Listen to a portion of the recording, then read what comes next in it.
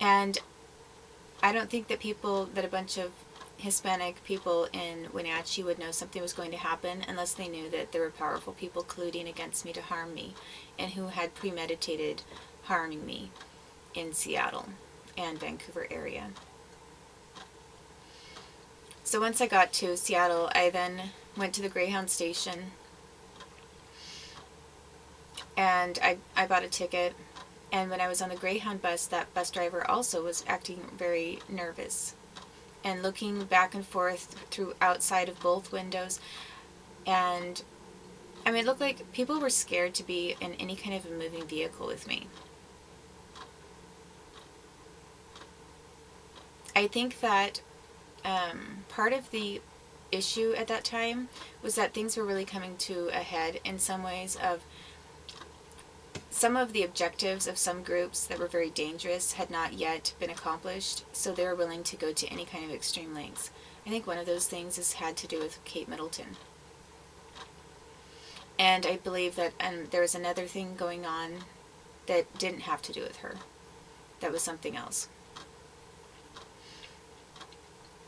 It was possibly an idea that I was somehow loosely connected to this group of 8 or whatever, the Russian people that were convicted of being spies in the U.S. and sent back to Russia. Because people were asking me all the time if I was Russian on the East Coast, and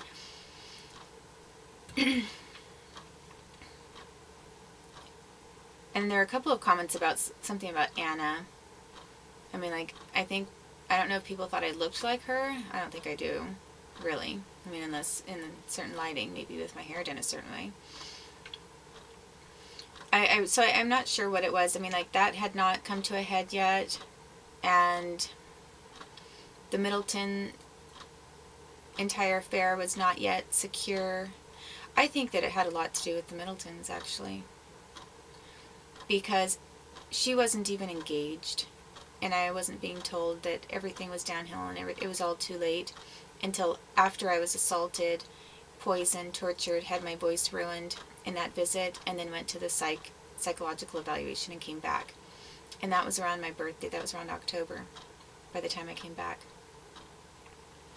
And it wasn't until December that around December was the time that something happened. And I don't know what it was, but something happened where people felt that they could then thrust me out onto the streets. And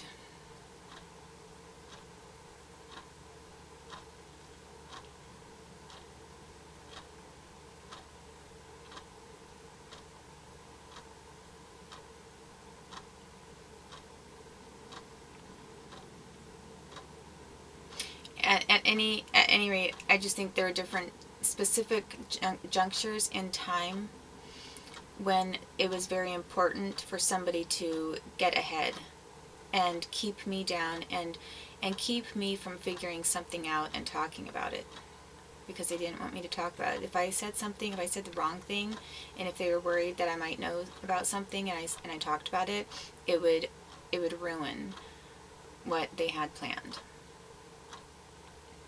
And, so, as I say, around that time I was getting the death threats.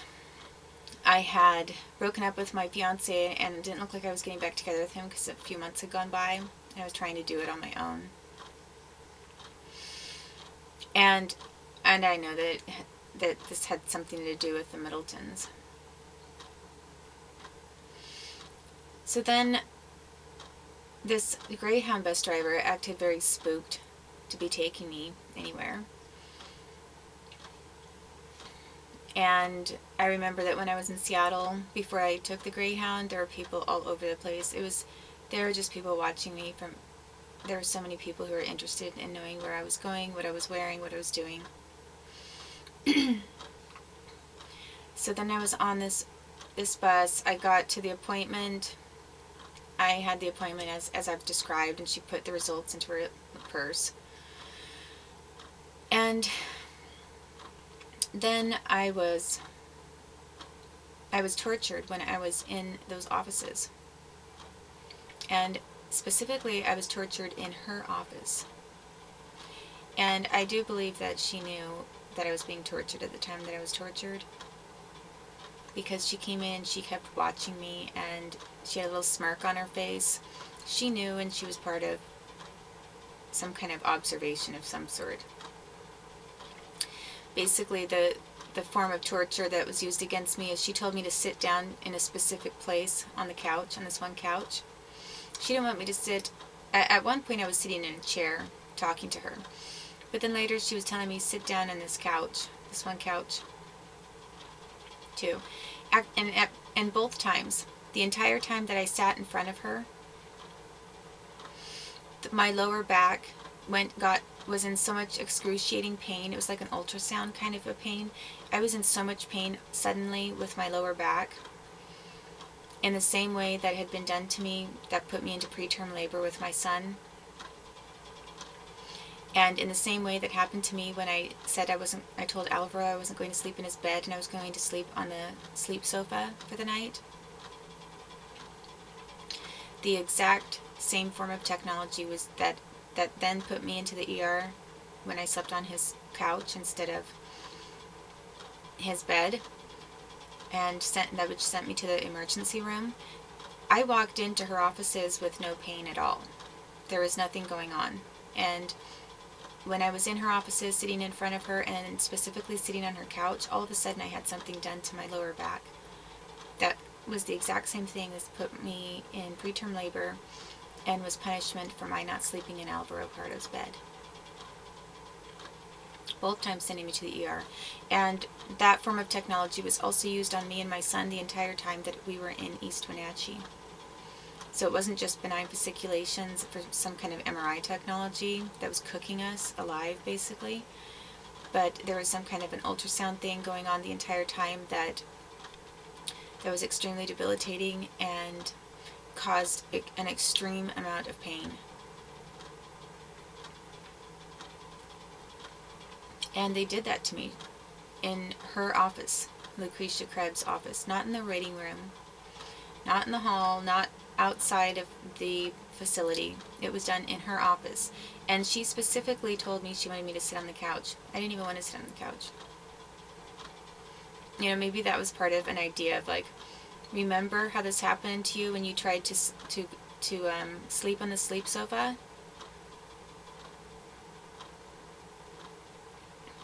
And then I was told to, after that was over, I stood up and I went to the bathroom, and I noticed, because I suddenly was removed from having my lower back heated up and going into a really aching pain. When I left her offices, I realized, oh my gosh, because at first I hadn't known exactly what they were doing. Basically, you know, I had talked one time about how the United States was wake up people because you're like a frog cooking in a pot. That's kind of what basically the United States did to me. They made fun of every single thing that I wrote about, and they decided to torture me and make a little inside joke about the way that they were going to torture me. They basically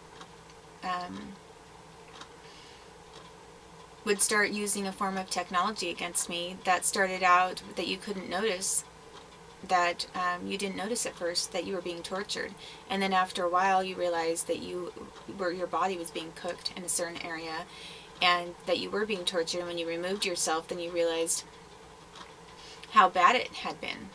I mean, so like the frog cooking in the pot, that's exactly what they did to me, and it was hate. All of this has been hate crime. This is not, nobody's getting these ideas because they're coming up with scientific research ideas. They're coming up with ideas because they hate me and because they hate what I've written on my blog.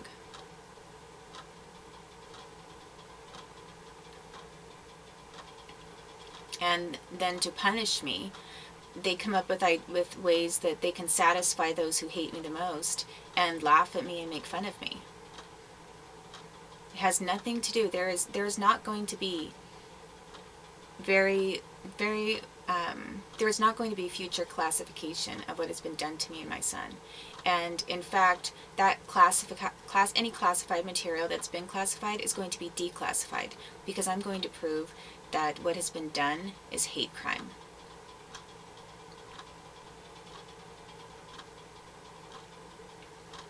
I haven't even talked enough about how a lot of this hate crime that happened with telecommunications was always with individuals bringing up the name Mary either. I mean, I talked about how Molina, their employees kept answering the phone with Mary or Maria, but that was happening in Oregon too. I would call the Oregon courthouse when I was trying to report the FBI employees, and Sergeant Austria was in charge of that complaint that I had made. I'd call the victims association people, I'd call various courthouses, and people were making fun of me and saying that their name was Mary every time I picked up the phone to call anybody over there in Portland, Oregon as well. I mean, I wasn't calling people and talking about religion. People were throwing it back in my face to punish me.